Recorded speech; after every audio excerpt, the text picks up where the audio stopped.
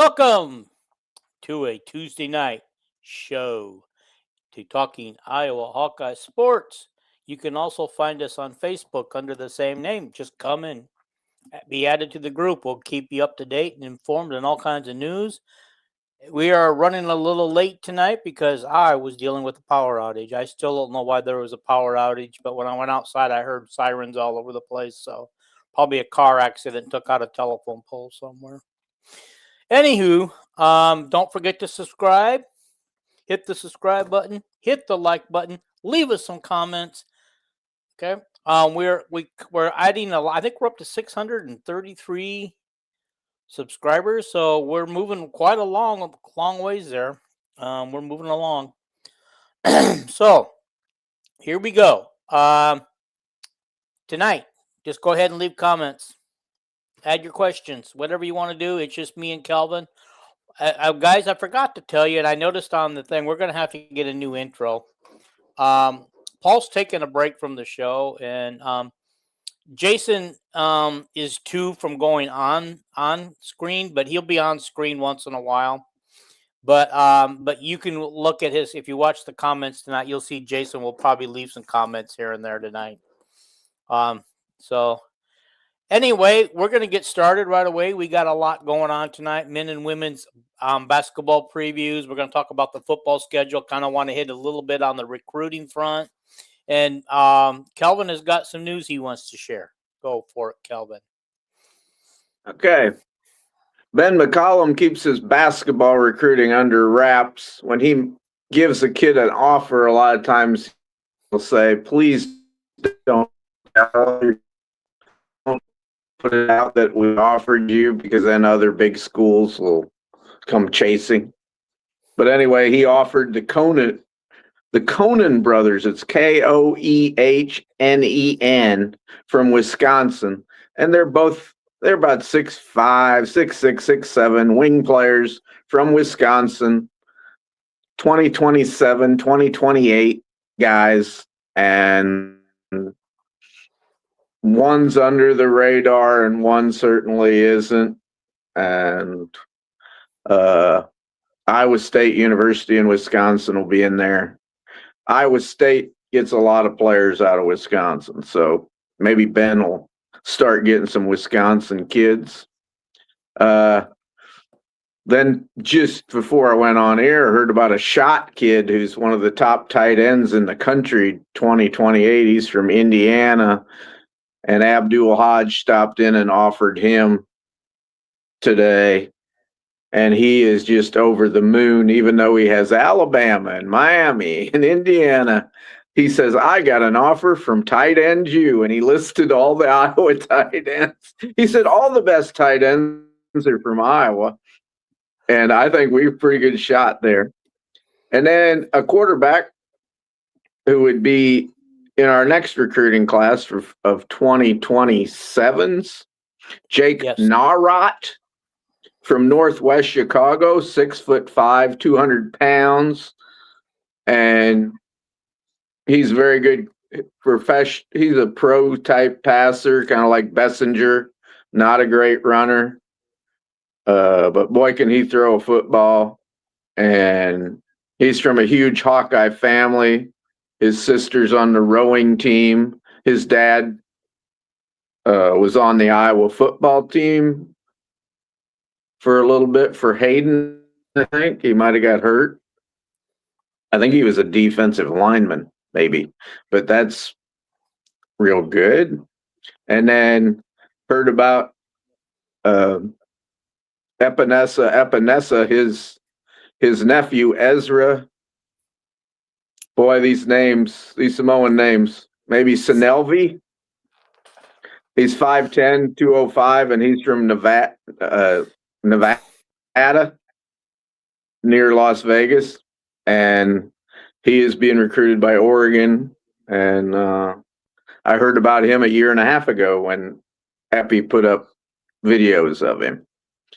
The Iowa soccer coach left and went to Michigan. Michigan's his home state.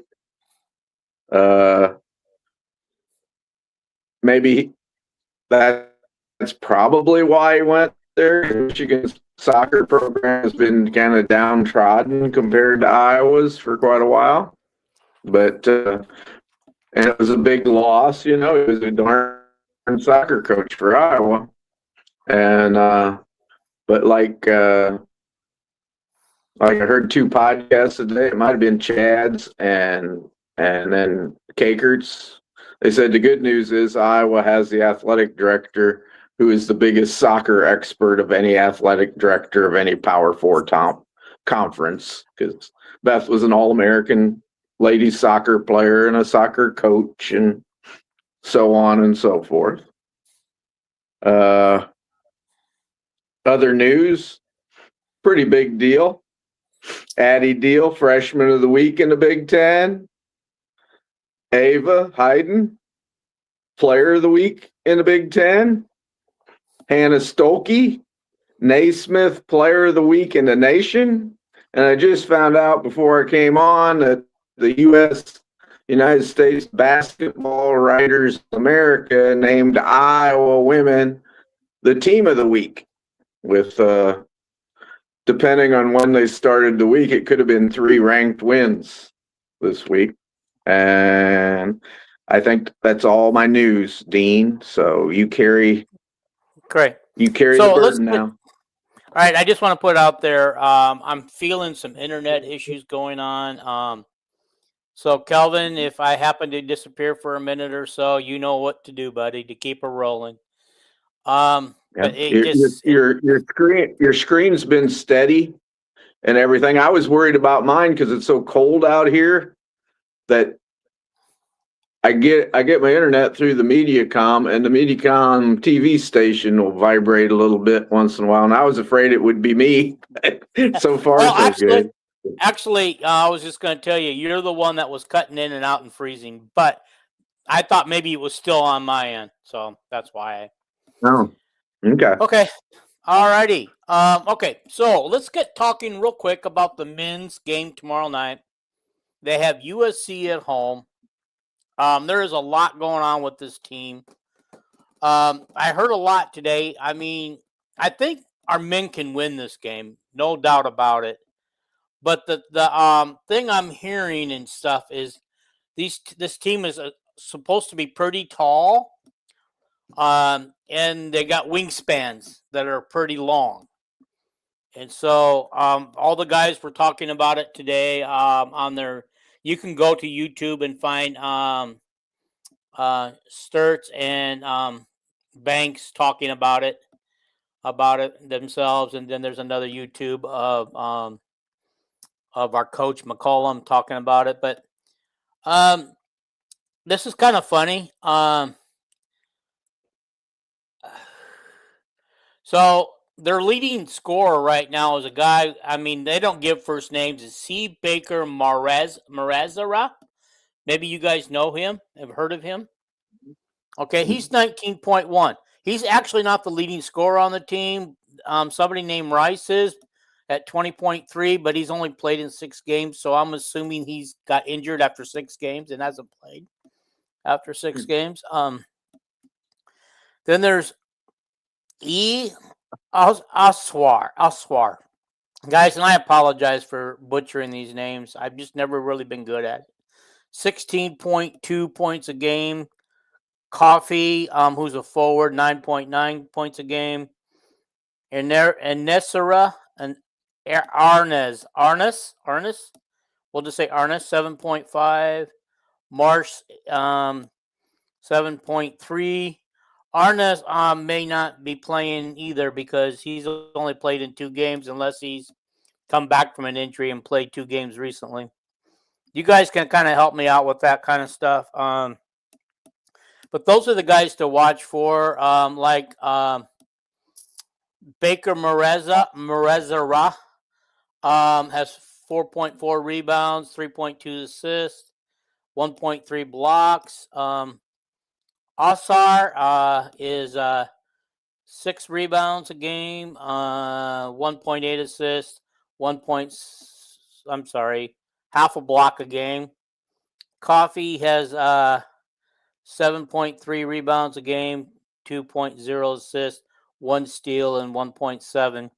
So again, these are the guys to watch out for when we play them. But again, from everything I'm hearing is that this team is going to be.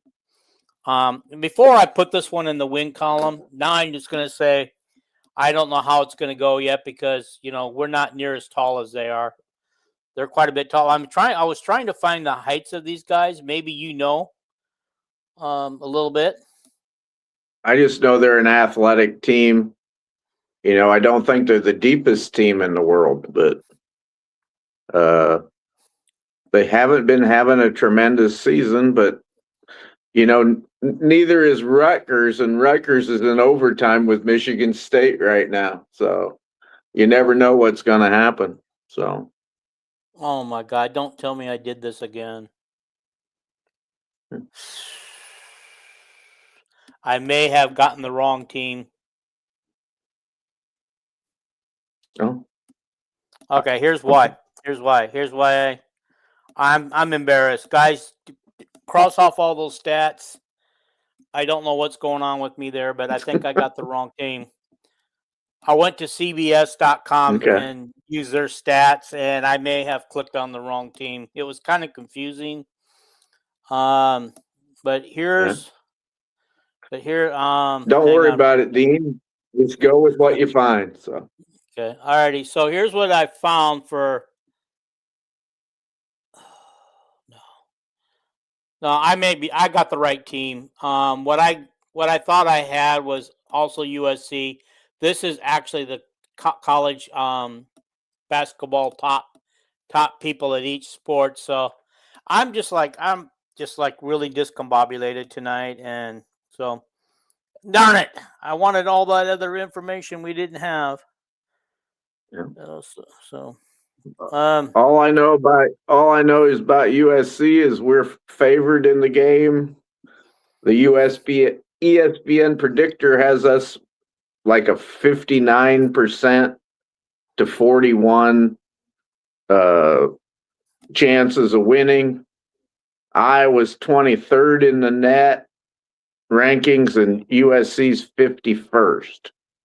So, yeah, I think I like that. I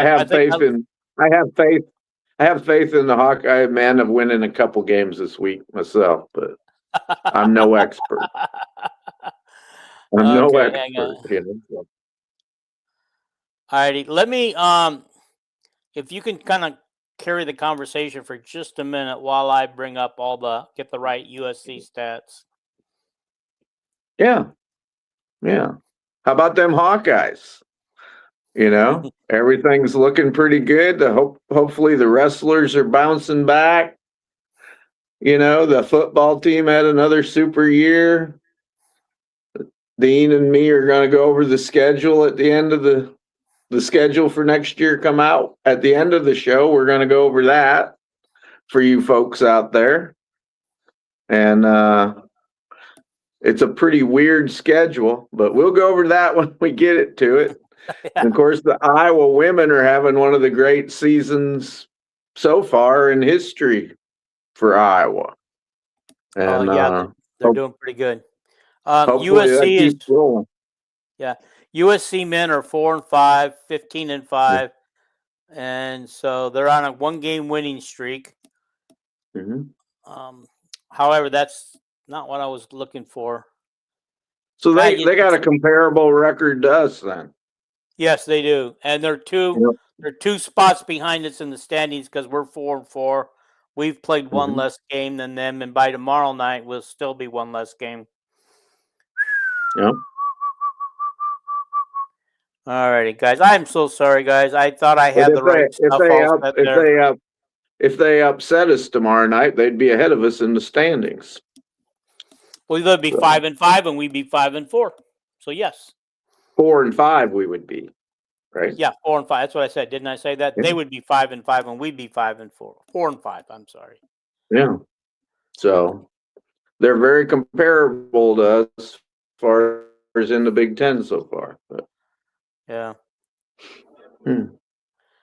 Well, I don't know what's going on. Well, we don't. Heck with the heck. What the heck? We Let's just move on to women. Yep. We're going to move on to the Well, women's. did want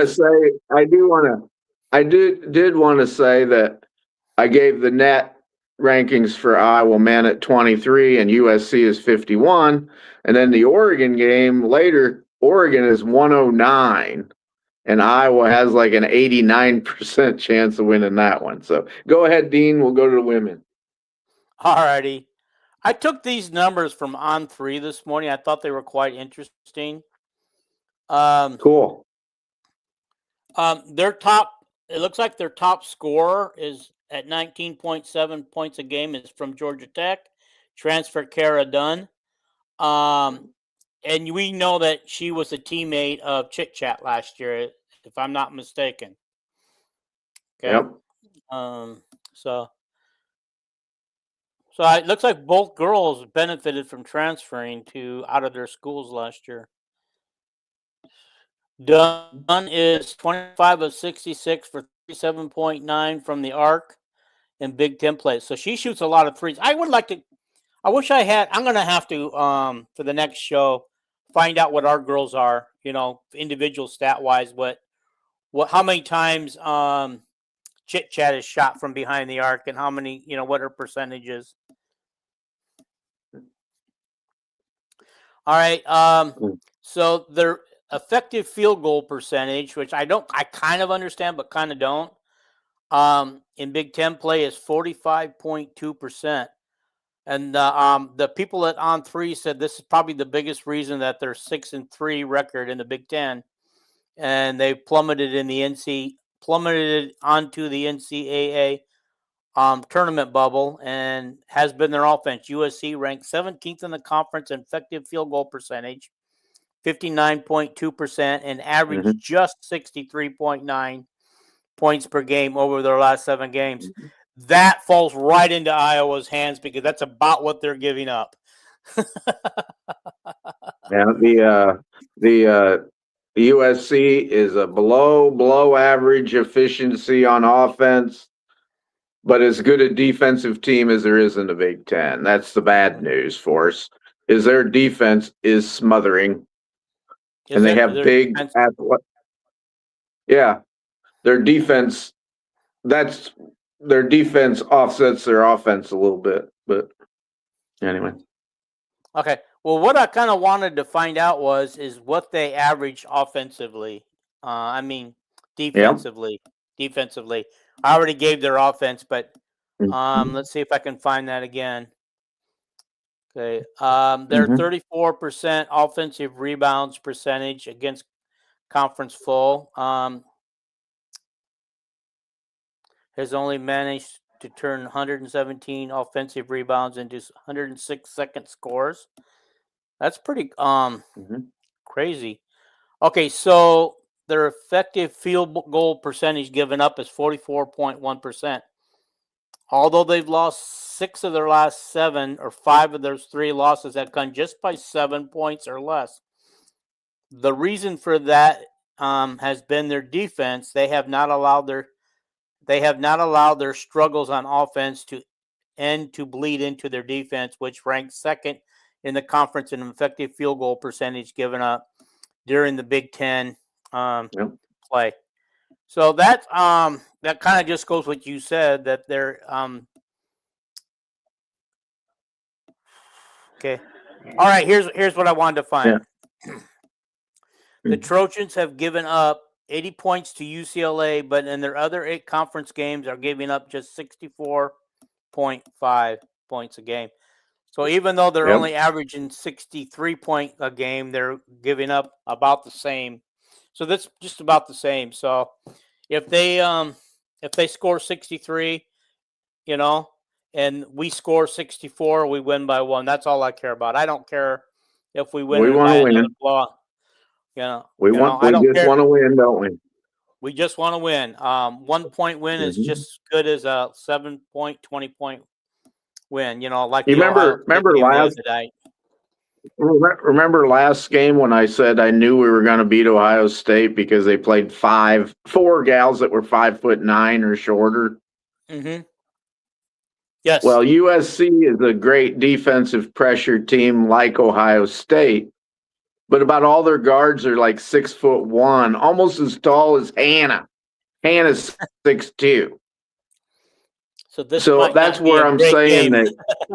that this Kennedy Smith girl, she was Defensive Player of the Year in the Big Ten last year as a true freshman. I know she's not one of their leading scorers, but I can just imagine her, the coach is sticking her on Addie Deal, who's a true freshman, and making Addie pretty darn nervous, and their other guards are like that too.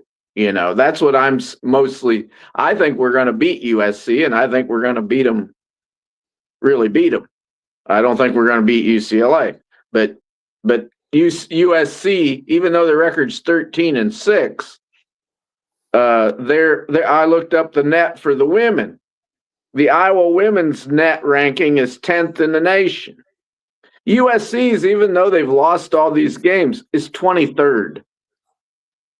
So they're still a very competitive, very good team. UCLA, who we play on Sunday, is number 2. So USC, even though their record, you say, oh, we're undefeated in the Big Ten, and they've probably got 5 losses or whatever they got. USC's still a very dangerous. It's going to be a hard game to win. But yeah. Anyway. So okay, here we go. I got all their stats now here. They're only averaging about 4,000 plus a game at home. So if we could get about 6,000 or 7,000 Hawkeye fans to fill the arena, we can turn that into a home court advantage quickly. Yeah. But their losses in the Big Ten have been to UCLA, Oregon, at Minnesota, Maryland, and at Michigan State. Their wins in the Big Ten have been Purdue, Nebraska, and Washington. Yeah, and Nebraska and Washington are 2 good teams. So yes. Yeah, Nebraska is not a bad team. Not as good as the men's team, though. No. Oh, I wish we could watch that game tonight. I probably would get off in time. Maybe I can watch a little bit of it. If anybody's out there watching and knows what the score of I think it's tonight. Maybe I got it wrong. Maybe it's tomorrow night.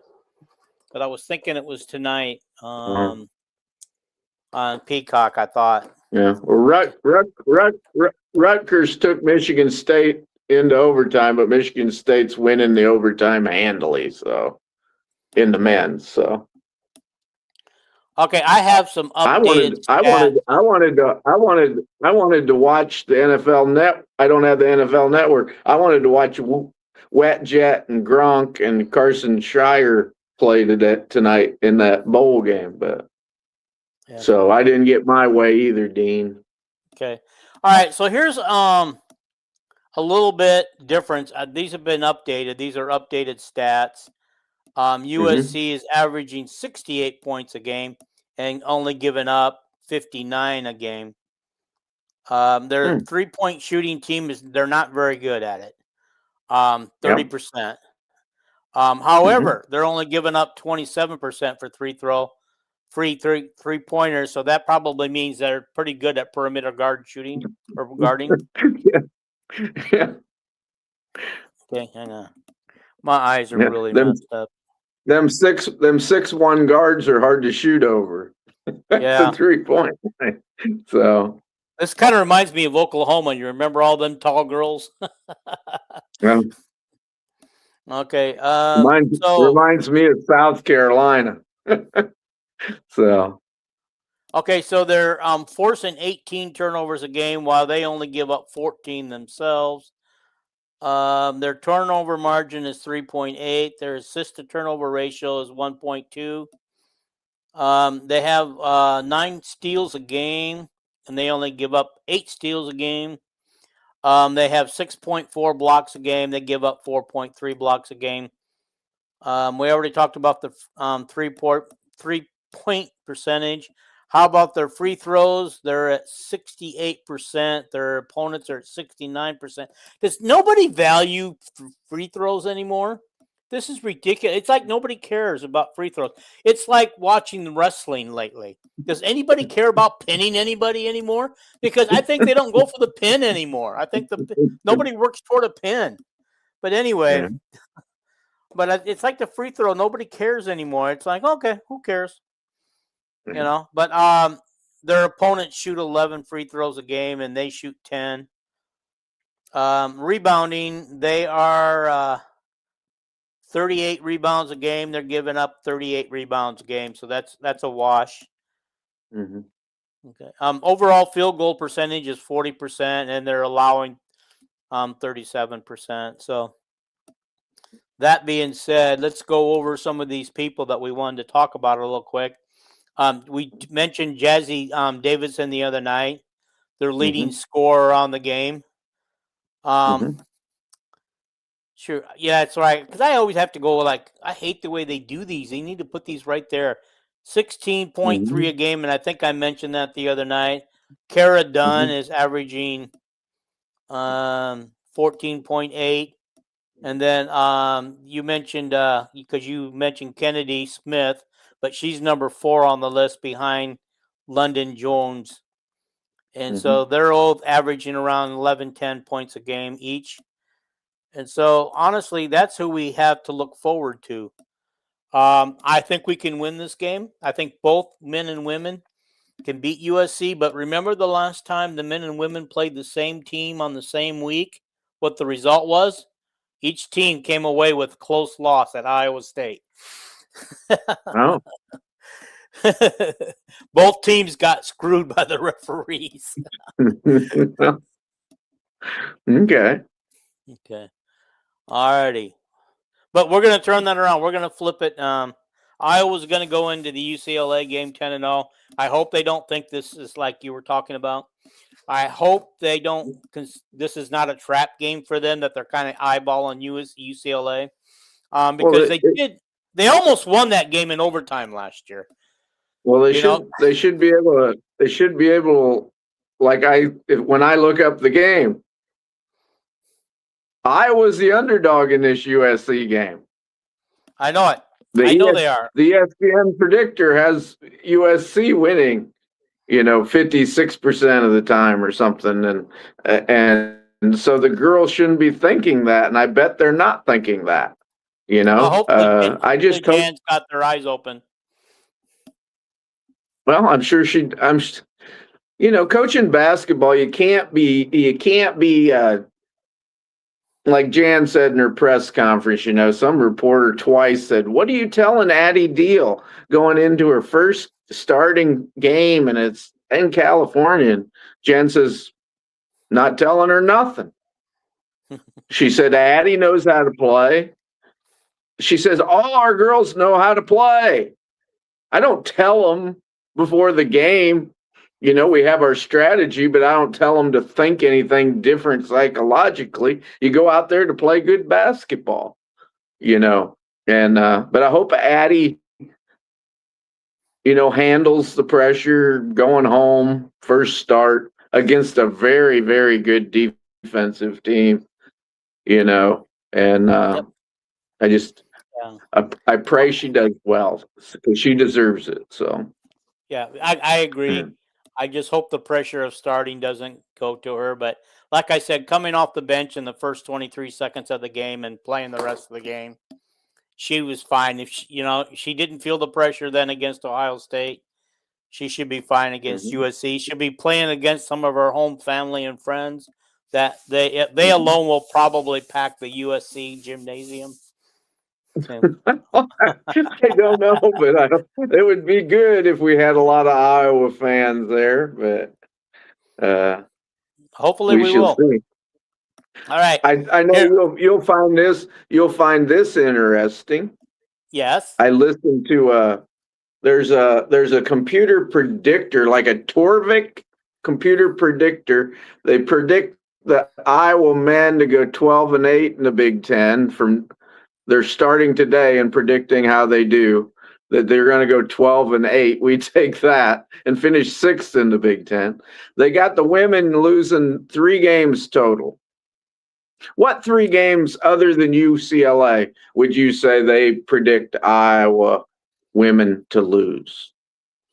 Okay, UCLA, Michigan, Nebraska repeat. You got the first 2 right, because Michigan and UCLA they might have been 2 of the top 3 preseason teams in the Big Ten, right? UCLA obviously number 1, but the team they predict that I was going to lose to, and we've been talking about them all year about how deep and good they are, is upset by Minnesota. Oh, okay. Does that surprise you, Dean? No, it actually doesn't, because I was going to say Minnesota next if I got it wrong. So, in Minnesota, I believe is the next team up after this current run that we're in, right? We come home from this West their Coast prognostication. Yeah, their prognostication is that Michigan's only going to lose 2 games in the conference, and Iowa 3. The Minnesota upset will put Iowa in 3rd in the Big Ten for women. I know it's just talk, but I thought that was interesting today that they picked a Minnesota upset. So okay, all right. How bad are we predicted to lose to UCLA? That's our next. We're going to talk about UCLA. I would think that we're like at least a 9 to 11 point underdog. What do you know, Dean? Or I don't know. That's why I was asking you. I thought maybe you would have that stat. I If know anybody out there watching knows that stat, put it up there. by the ESPN predictor, we only got like I don't know if it was 11 or 19% chance of winning. Oh, wow. Game. Wow, I wouldn't even have given us that much. But here we go with what UCLA has done. They're winning by an average of 31 points a game. They average 87 points a game. They're only giving up 57 points a game. Their field goal percentage, you ready for this? 52%. And, of course, 36% is what they're giving up. 3 points shooting, they're 40%, and they're only giving up 27%. They go to they shoot the 3, 8.6 a game. Their opponents are only shooting at 5.7. Again, that kind of tells me that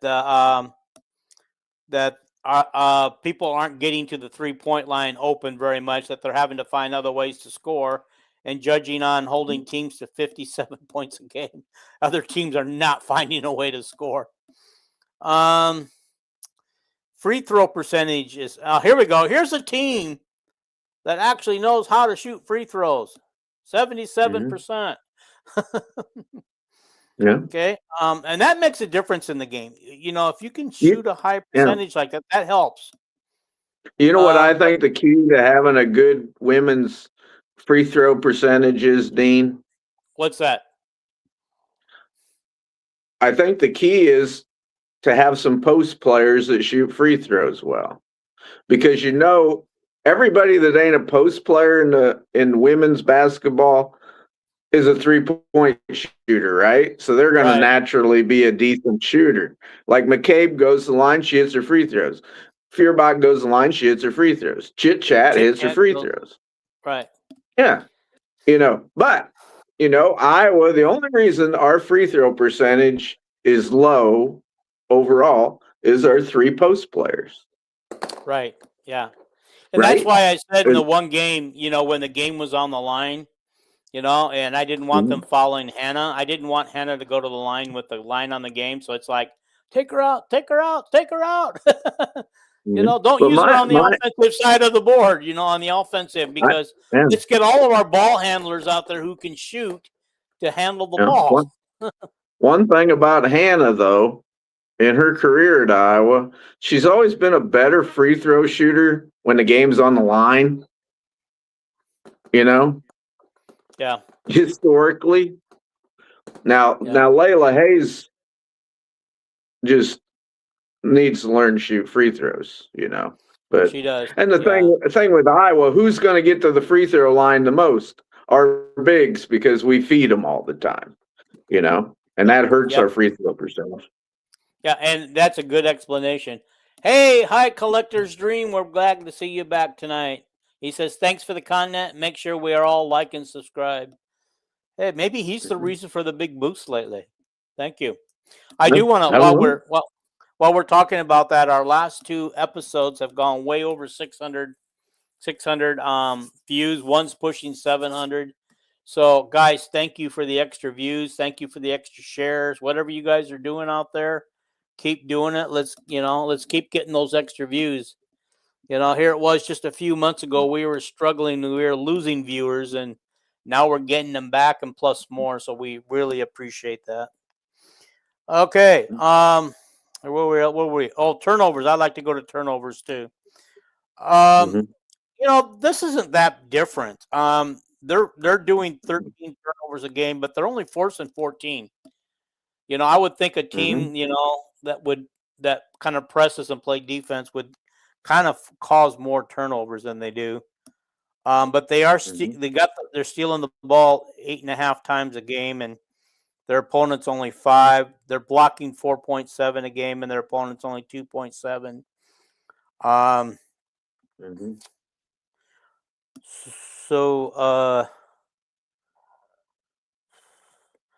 UCLA is only averaging 5,500 for their. Isn't that crazy? In 9 home games, they're only averaging 5,500 people. You would think with a team like UCLA, you got Lauren Betts and her sister. Lauren Betts is, oh my God. Hang on. Mhm. I got to go all the way over here again. Betts is averaging 16.1 a game. They're pretty balanced. The first Mhm. 4 people, 16.1, 15.2, 14.8, 13.9. If you think about that, that's Mhm. crazy. That's crazy that they're how And balanced they've they been are. so far. They've been so far ahead that they've been playing quite a few people. Yeah. And so, like I said, Lauren Betts, Kiki Rice, that's another one we need to watch out for. Gabriela Jaquez or Jaquez. Okay. Mhm. Okay. And Gianna Neepkins or something. Yeah, I should really get their copies of their stuff and find out how to pronounce these names if I'm going to continue to do this, Mhm. right? Okay, Yeah. and then so the next girls are all right around under 10 points. The next 3 girls, um, Charlie Ledger Walker, Angelique Dulick, and Sienna Betts, the sister. Mhm. Sienna's only played in 9 games. She must not get off the Mhm. bench much, Yeah. but she is 1, 2, 3. She is their number 6. No, I'm sorry, number 7 person off the bench. I mean, number Mhm. 7 person in scoring and stuff, and so Mhm. that's kind of crazy. Um, their only loss all season is to Texas. Mhm. Okay, they lost 76-65. They played Duke, Tennessee, so they're playing some good teams. They beat Oregon, Cal Poly, Long Beach State should be expected to beat. They won at Ohio State. They won at Penn State. They beat USC 80-40. Oh wow, 80-46. I was gonna just kind of look at some of these scores. They Mhm. beat Maryland by 30. We knew about that. They beat Purdue by 40 almost. Ohio State was close. 30 points of actually 35 points to Penn State. Uh, Oregon almost 20, around 20. So yeah, this team can put points up. So they can put points up. So I forgot to put the chart. I meant to put the chart up, but I kind of got rushed with the power outage and everything of the football game. Did you want to kind of get into the football schedule a little bit? Because I got some things Oh to say heck yeah! about some of the other teams. Alrighty. I don't know about. All I know is Penn State has a very easy schedule. You know, Well, Matt Campbell, if he loses more than 2 games, they ought to fire him. You but uh, I just know the Iowa schedule. So yeah. And I just kind of like I was going through all the schools as they were going on, and of course I lost power, so I wasn't able to finish it.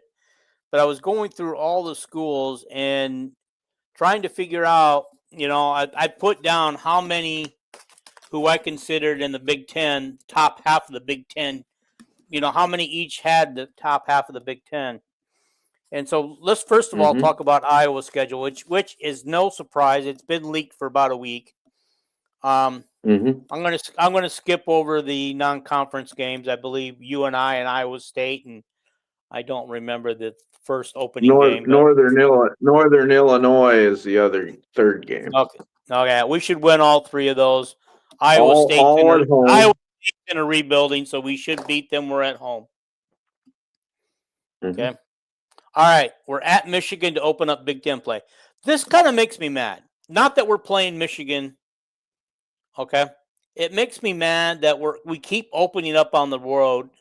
It's 5 straight years, and somebody's on a podcast this morning said 19 of Kirk Ferentz's 27 years. Do they have something against Iowa and Kirk Ferentz that they keep opening them up on the road? Iowa's always been a little member of the Big Ten. You don't get any. If you play Ohio State or Michigan in a game, you aren't going to get any breaks officiating. And you're not going to get any breaks scheduling wise, and you're not going to get any breaks as far as TV times and all that stuff. No. So. Okay, so they are. We don't have any times yet, or channels or networks, guys. That comes later this summer when they're all negotiating and beating each other up.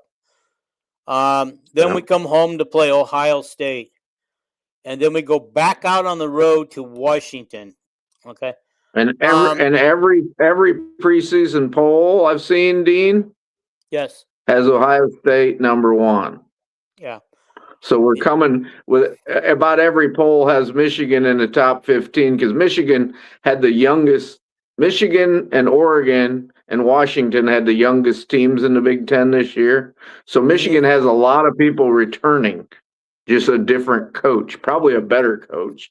But that's what I was kind of thinking. You can just think that, well, we're going to start out on the road to number 13 Michigan, let's say, and then we're going to come home to play unanimous number 1 Ohio State, and then we're going to go on the road to play the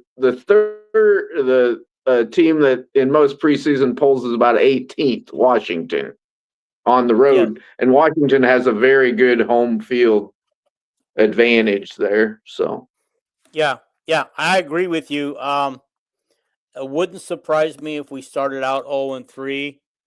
I want to talk about the rest of the schedule after that which is kind of cool. I didn't.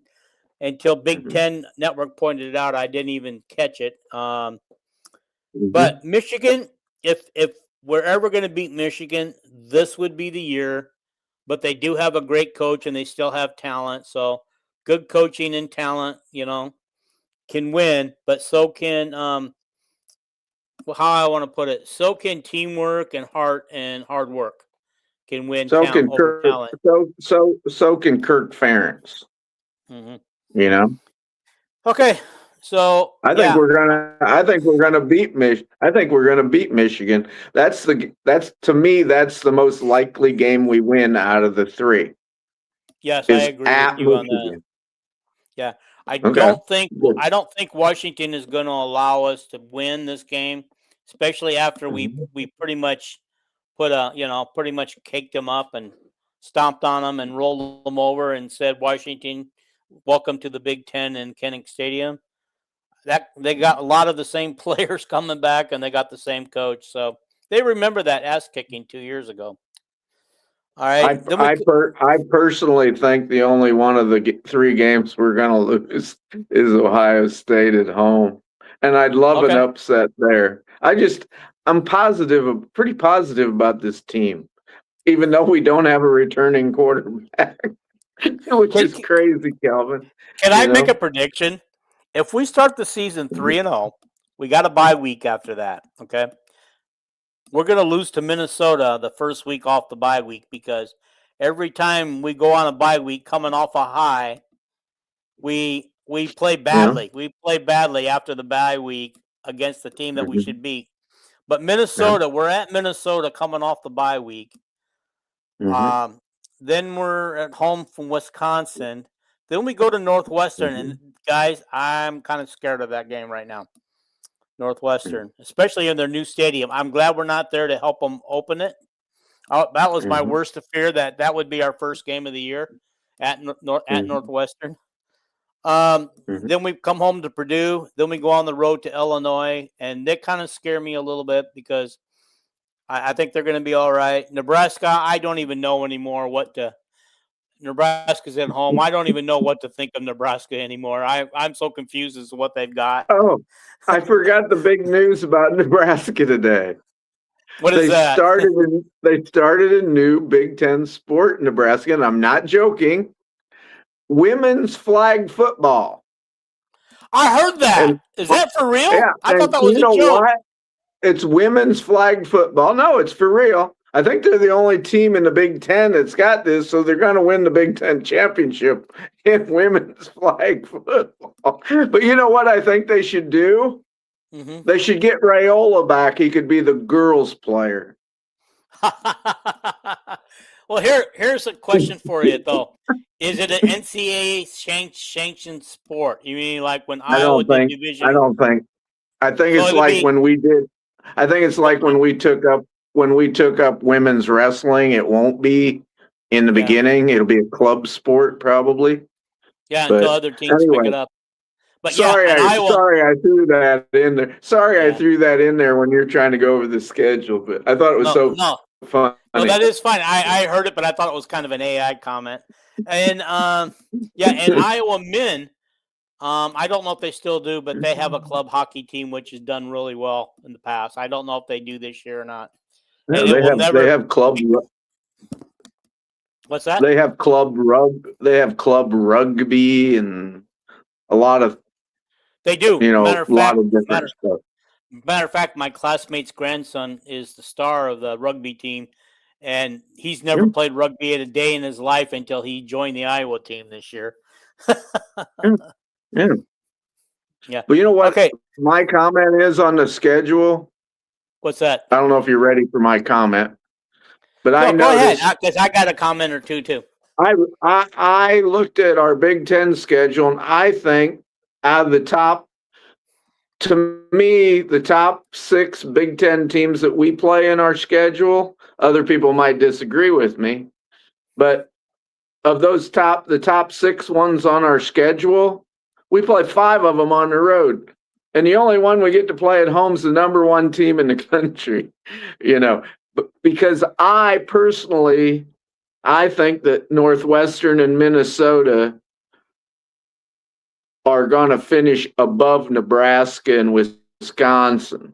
A lot of people say, "Oh no, Nebraska is one of the top 6 on our schedule." I don't think so.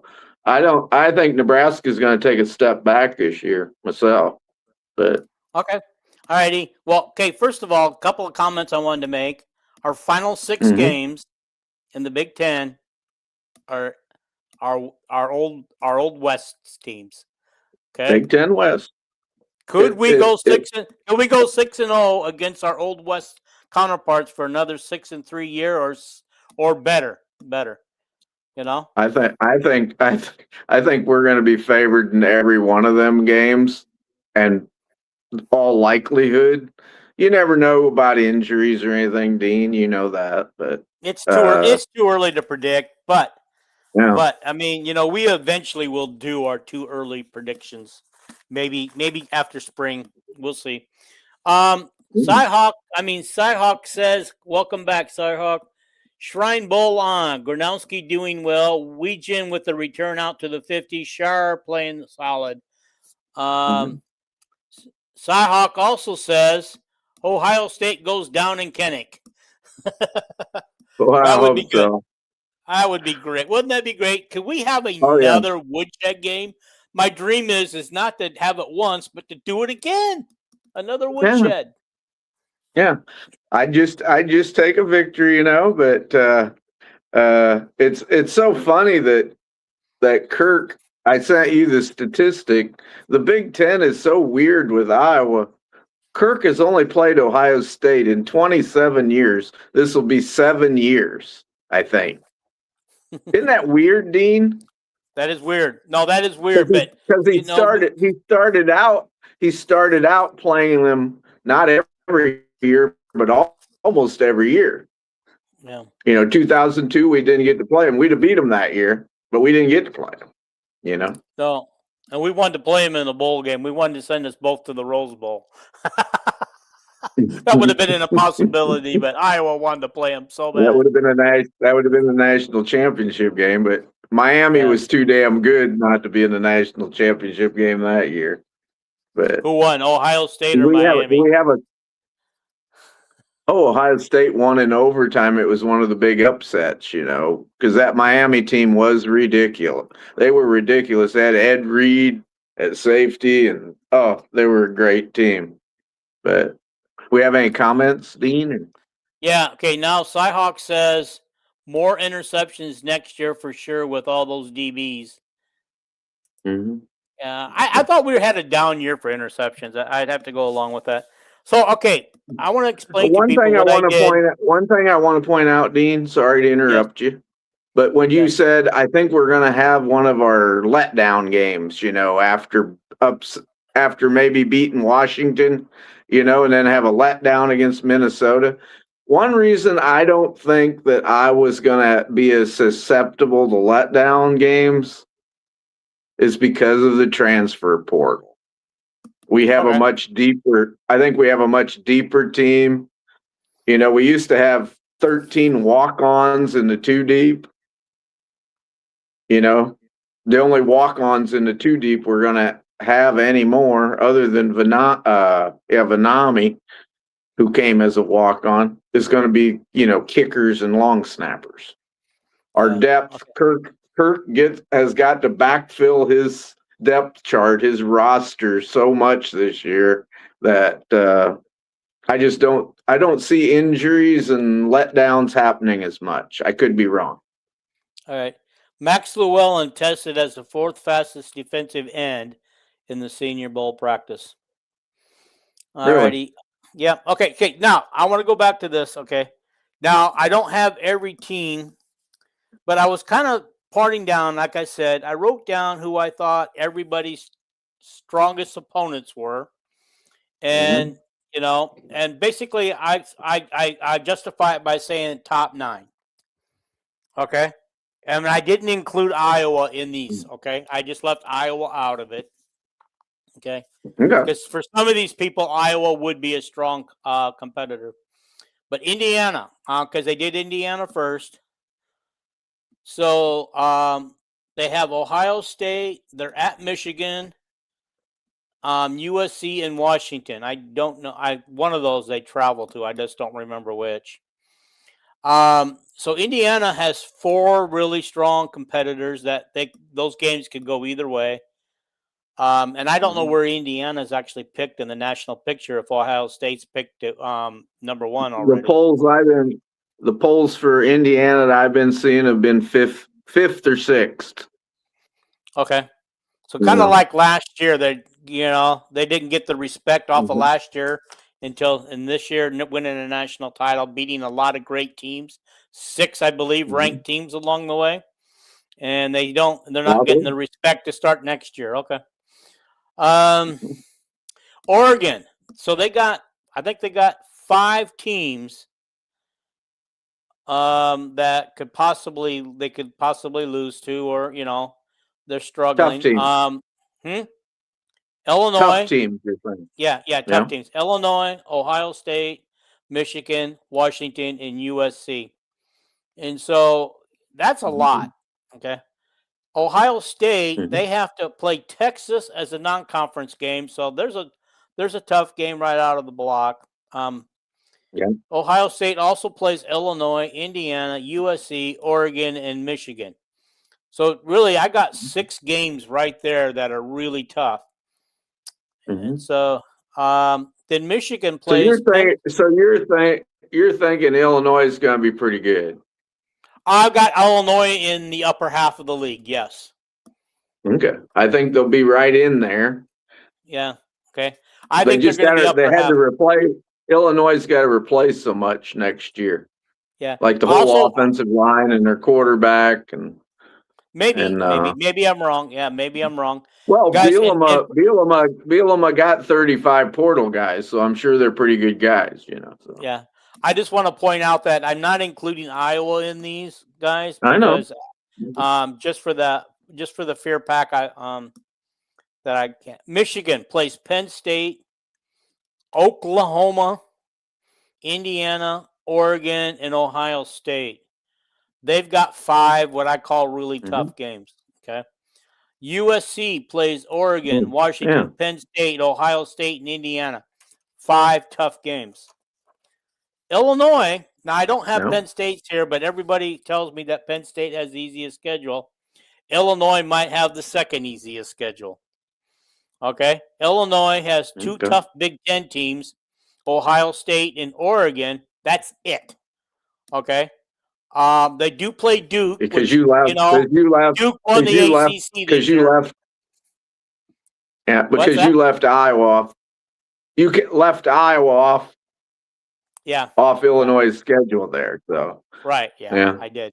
But yeah. I actually put that one as a tough game for us, Illinois. Minnesota. It'll be a tougher one for Illinois, Dean. Okay, all righty. It'll be a tougher game for Illinois to win than Iowa's. I'll guarantee you. So we got to see where Iowa's mindset. If they come off that first 3 games 0-3, we need to see where their mindset is after that. It's a good thing. Yeah. It's a good thing to get a bye week after that. The Big Ten at least thought, well, we should probably give them a bye week there. After being so cruel to us. But I really wanted to see, compared to us, what everybody else had. And Minnesota, they play Mississippi State for non-conference, so they're really going out of the box there. They play Washington, they play Michigan, they play Penn State, and I did because I did put Wisconsin and Iowa both on this Minnesota list because those are rivalry games, and so those could be tough games for Minnesota, but also for Wisconsin and Iowa as vice versa. Okay, so that's the only place where I added Iowa and Wisconsin in on this, and that's all I got. I did not get to see the rest of the teams because that's right when they got done with Minnesota is when my power went out. 1, 2, 3, 4, 5, 6. I only got 7 of the 18 teams. You're going to have to help me with the rest. Oh gosh, I couldn't. Yeah. I just happened to turn the TV on and the USC schedule up, and the next one they put up was Iowa, and I TV edited the picture, and then I posted it to everybody on the sites that I post on, so everybody could see quickly what the schedule was. But my only thing I want to tell you, Dean, is I looked at the preseason polls. Ohio State #1, or at least in the top 2 on about every poll. Oregon is #2 on polls, #3, #4. Who else in the Big Ten? Penn State is like 8th, 9th on about every poll. Michigan 13th, 15th, 12th. Indiana, as I told you, 5th or 6th. So there's 5 teams in the top 13. Who am I missing? Oh, USC and Washington must be around 18. USC and Washington both be around 18. That's kind of how they're rating the Big Ten team so far. On most polls is 20th to 25th. So that's 25th? They're leaving Illinois. They're leaving what? Who's 25th? Because you cut out. So who did you say was 2025? Sorry, probably my internet, but it's the Iowa Hawkeyes. Okay. And those are the Big Ten. Those are the Big Ten teams that's universally in the top 25. So those ought to be the teams that you kind of pick as the power teams. You know, Yeah. nobody's really got Illinois, Minnesota, Wisconsin, Okay. Nebraska, teams like Oh, that. I wanted to put on the fact that I thought we had the third easiest schedule because we're the only team Really? to play. We're the only team to play 3 power elite teams. All 3 teams, of course, were no. I'm sorry, Michigan was not in the playoffs this year, but we Yeah. played 2. We played 2 playoff teams. But we do play a bowl game winner in Michigan. Here, Cy-Hawk, I wanted to put this out here, and I forgot all about it because I learned about it just before we went on air. Caitlin Clark will be an NBC reporter on the 29th and the 1st at the Lakers game and one other for NBC. Oh. I see the one after February 1st. I wrote it on my calendar. It'll be the Iowa women play at 3:00, and she's supposed to come on like at 5:00. So that would work out good. I didn't hear about the 29th and stuff. Mm-hmm. Yeah, I wonder. We all know she's going to do a great job. She's going to do a very good job. Although she doesn't have the mentality to be a coach because she's so emotional and angry all the time when she's on the floor, she could coach it mentally. She knows what to do. She knows how to do it. But I could not see her being a coach ever. Yeah. You don't have to be a good coach to be an analyst on TV. You know, you do not. Howard Cosell probably couldn't coach anything, but he was very good on TV, you know. So is Caitlin Clark going to be like one of the sideline reporters, or will she be an analyst at the game, or will she be in studio, much like this week, Aaliyah Boston and I don't know if Lisa she's going to be Bluder. I don't know if she's going to be a color person on play-by-play or whether she's going to be in the studio like Aaliyah Boston and Lisa Bluder. I don't know. I wonder if Aaliyah and Lisa Bluder had anything to do with her getting that job because they both work for NBC. Cy-Hawk also says it's going to be an analyst color position. So I'm looking forward to it. I would watch. She's going to be Boston. Okay, so Boston's not a color. Boston is not a color analyst. She's an in-studio host. So, yeah. So we got 2 different things of what's going on with her. Unless she's going to do, unless her in-studio thing is also a color analyst job. Yeah. Anyhow, has my internet been okay tonight or not? You're cutting out a lot. You're cutting out a lot.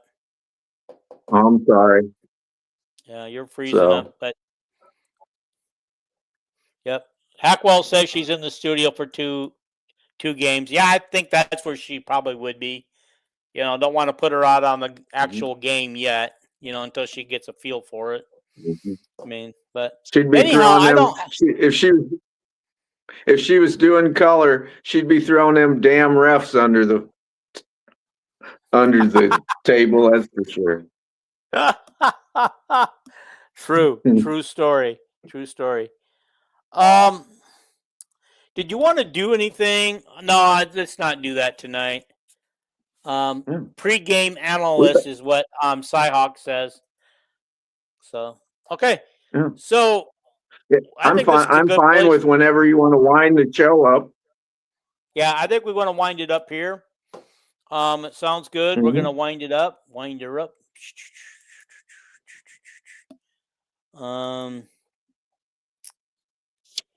Hackwell says he just giving you 4 laugh emojis. I don't know why. What did you say? Alrighty, guys. What did you say? Hackwell gave you some laugh emojis. I don't know why. Okay. Anyway, we're going to get out of here. Referee comments about Caitlin. Yeah, that's probably true. Yeah. Anyway, we're going to get out of here tonight, guys. I appreciate you watching. I appreciate the comments. Please do like you guys have been doing. You got us over 600 views so far. One's going to probably go over 700 here shortly. So continue doing what you're doing. We really appreciate it. Hey, Dean? Yeah.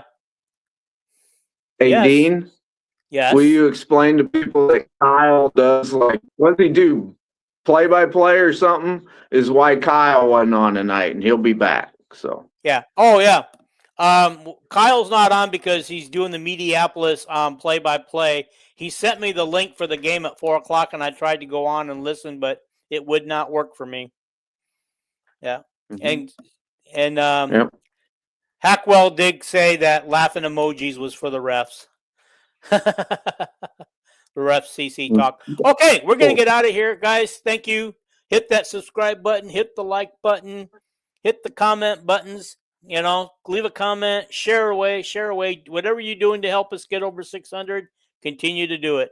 Guys, thank you. We do appreciate you very much. We're out. Go Hawks.